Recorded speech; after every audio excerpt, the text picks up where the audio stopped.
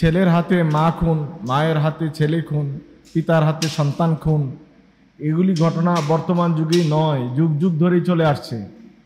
যদি এগুলোর সংখ্যা মাত্রা একেবারেই কম, শুধুমাত্র ছেলে মাকে খুন করেছে বিষয়টা এরকম না। আপনারা বিভিন্ন নিউজ মিডিয়া দেখলে দেখবেন কোনো কোনো সময় মাও সন্তানকে খুন করেছে। মূলত আমাদের নৈতিক অবক্ষয়ের মূল কারণ হলো রাসূলুল্লাহ সাল্লাল্লাহু আলাইহি ওয়াসাল্লামের আদর্শ থেকে নিজকে বিচ্যুত করে ফেলা। জীবন মানের দিক থেকে আধুনিক হলেও আমরা নৈতিকতার দিক থেকে রাসূলের অনুসারী হতে পারিনি। বহু মানুষ আছে উচ্চশিক্ষিত, যে উচ্চশিক্ষিত লোকদের মূলত উচ্চ শিক্ষা লাভ হয়েছে কিন্তু নৈতিক শিক্ষা তারা গ্রহণ করতে পারে নাই। আমাদের দেশে যারা দুর্নীতি করেছে, জনগণের টাকা মেরেছে, পাচার করেছে, অর্থ ব্যবস্থাকে পঙ্গু করে দিয়েছে, তারা সবাই উচ্চশিক্ষিত মানুষ।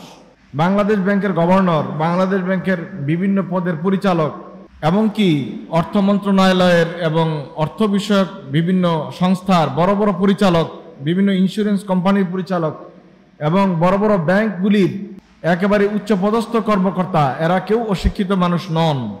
তারা শিক্ষার ক্ষেত্রে অনেক উচ্চশিক্ষায় শিক্ষিত, তাদের বড় বড় ডিগ্রি আছে, সার্টিফিকেট আছে, কিন্তু নৈতিকতার মানে তারা উত্তীর্ণ হতে পারেন না। আজকের প্রথম প্রশ্ন, ছেলের হাতে মা খুন সমাজে এত নৈতিকতা অবক্ষয়ের কারণ কি? আলহামদুলিল্লাহ ওয়াসসালাতু ওয়াসসালামু আলা রাসূলিল্লাহ, আম্মা বাদ। আল্লাহ সুবহানাহু ওয়া তাআলা মানুষদেরকে সৃষ্টি করে তাদেরকে নৈতিক মান উন্নয়নের জন্য রাসূল করিম সাল্লাল্লাহু আলাইহি ওয়াসাল্লামের আদর্শকে অনুসরণ করতে উৎসাহিত করেছেন। নবী করিম সাল্লাল্লাহু আলাইহি ওয়াসাল্লাম জাহেলিয়াতের যুগে একটি বর্বর, সুন্দর, বিশৃঙ্খল সমাজকে তার আদর্শ দিয়ে সুন্দর করতে পেরেছিলেন, নিরাপত্তা দিতে পেরেছিলেন, স্থায়িত্ব দিতে পেরেছিলেন। আর এই অশান্ত সময়টুকুকে রাসূল সাল্লাল্লাহু আলাইহি ওয়াসাল্লাম শান্ত করে একটি কার্যকারী সমাজ ব্যবস্থা চালু করতে সক্ষম হয়েছিলেন। মূলত আমাদের নৈতিক অবক্ষয়ের মূল কারণ হলো রাসূলুল্লাহ সাল্লাল্লাহু আলাইহি ওয়াসাল্লামের আদর্শ থেকে নিজকে বিচ্যুত করে ফেলা। এবং আমরা জীবন মানের দিক থেকে আধুনিক হলেও আমরা নৈতিকতার দিক থেকে রাসূলের অনুসারী হতে পারিনি। আমাদের বর্তমানে ফেসবুক, ইউটিউব এবং বিভিন্ন আধুনিক যোগাযোগ মাধ্যমগুলো মানুষদেরকে নৈতিক অবক্ষয়ের দিকে ধীরে ধীরে ঠেলে দিচ্ছে। কারণ মানুষেরা এই নৈতিক অবক্ষয়ের জন্য এই বিষয়গুলোকে অস্ত্র হিসেবে ব্যবহার করছে। এগুলোর যেমন ভালো দিক আছে তেমন খারাপ দিকও আছে।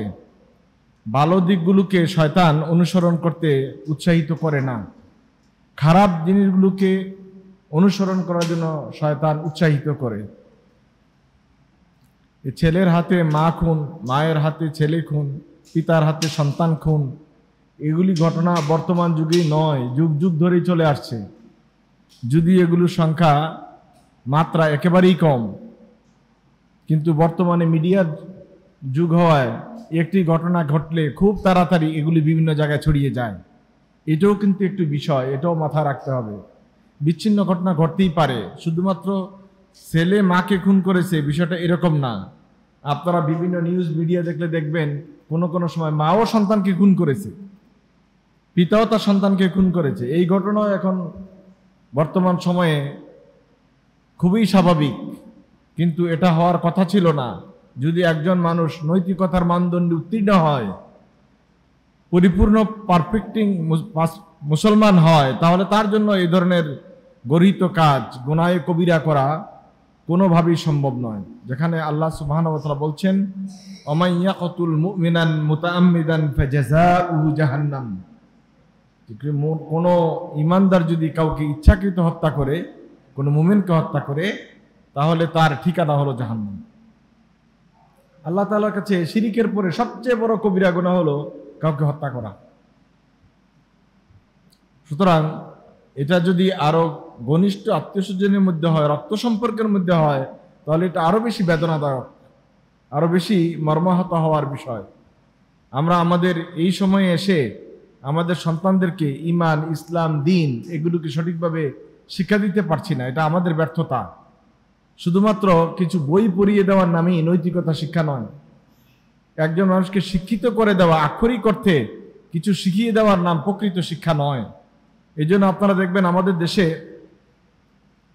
বহু মানুষ আছে উচ্চশিক্ষিত, যে উচ্চশিক্ষিত লোকদের মূলত উচ্চ শিক্ষা লাভ হয়েছে, কিন্তু নৈতিক শিক্ষা তারা গ্রহণ করতে পারে নাই। আমাদের দেশে যারা দুর্নীতি করেছে, জনগণের টাকা মেরেছে, পাচার করেছে, অর্থ ব্যবস্থাকে পঙ্গু করে দিয়েছে, তারা সবাই উচ্চশিক্ষিত মানুষ। বাংলাদেশ ব্যাংকের গভর্নর, বাংলাদেশ ব্যাংকের বিভিন্ন পদের পরিচালক, এমনকি অর্থ মন্ত্রণালয়ের এবং অর্থ বিষয়ক বিভিন্ন সংস্থার বড় বড় পরিচালক, বিভিন্ন ইন্স্যুরেন্স কোম্পানির পরিচালক এবং বড় বড় ব্যাংকগুলির একেবারে উচ্চপদস্থ কর্মকর্তা, এরা কেউ অশিক্ষিত মানুষ নন। তারা শিক্ষার ক্ষেত্রে অনেক উচ্চশিক্ষায় শিক্ষিত, তাদের বড় বড় ডিগ্রি আছে, সার্টিফিকেট আছে, কিন্তু নৈতিকতার মানে তারা উত্তীর্ণ হতে পারেন নাই। কোনটা হালাল, কোনটা হারাম, কোনটা করণীয়, কোনটা বর্জন করা উচিত, এই বিষয়টি পর্যন্ত তাদের চেতনায় নাই। তাদের জীবন মানে হলো এটাকে একভাবে উপভোগ করা। এখানে হালাল কি হারাম কি এগুলো বাছ বিচার তারা করতে শেখেন নাই। সুতরাং জনগণের অর্থ নিজের অর্থ মনে করে ব্যবহার করেছেন। জনগণের অর্থ লোপাট করার ক্ষেত্রে সামান্য পরিমাণ নৈতিকতা বোধ তাদের মধ্যে কোনো কাজ করে নাই। এই জন্য আপনারা দেখবেন এই দেশে যারা নাইট ক্লাবে যায়, বারে যায়, বিভিন্ন ক্লাবের সদস্য হয়, এরা কিন্তু আমাদের দেশে সাধারণ মানুষ না, সাধারণ ইমানদার লোক না। যারা রিক্সা চালায়, ভ্যান গাড়ি চালায়, অথবা ছোটখাটো চাকরি করে, কোন রকম ছোটখাটো কোনো ব্যবসা করে, এই সমস্ত মানুষগুলো কিন্তু নাইট ক্লাবের সদস্য না। এরা কিন্তু বারে যায় না, এরা কিন্তু জুয়ার আড্ডায় বসে না। এগুলোতে বসে কারা? এগুলোতে বসে দেশের নামধারী উচ্চশিক্ষিত কিছু লোক, যারা যত সব অন্যায়ের নাটের গুরু। সুতরাং শুধুমাত্র আক্ষরিক করতে শিক্ষিত করে দেওয়া এই সন্তানগুলো কখনোই নৈতিকতা শিক্ষা লাভ করে না, এবং মা বাবার প্রতি তার কি দায়িত্ব কর্তব্য এটার যেমন তার কোনো অনুভূতি নেই, সমাজের মানুষদের প্রতি তার কি দায়িত্ব কর্তব্য এটারও কোনো অনুভূতি নেই, দেশের জনগণের প্রতি কি দায়ভার এটাও কোনো ওই সমস্ত মানুষদের যারা শাসক গোষ্ঠী থেকে তাদের অনুভূতিতে থাকে না। কাজেই এই ধরনের মানুষের জন্য কাউকে হত্যা করা, কারো সম্মান লাঘব করা, কারো অর্থ লোপাট করা, কারো জীবন নাশ করা কোনো বিষয় নয়। আল্লাহ সুবহানাহু ওয়া তাআলা আমাদেরকে বিষয়টি বুঝার, আমল করার তৌফিক দান করুক। আমিন। ওয়া আখিরু দাওয়ানা আলহামদুলিল্লাহি রাব্বিল আলামিন।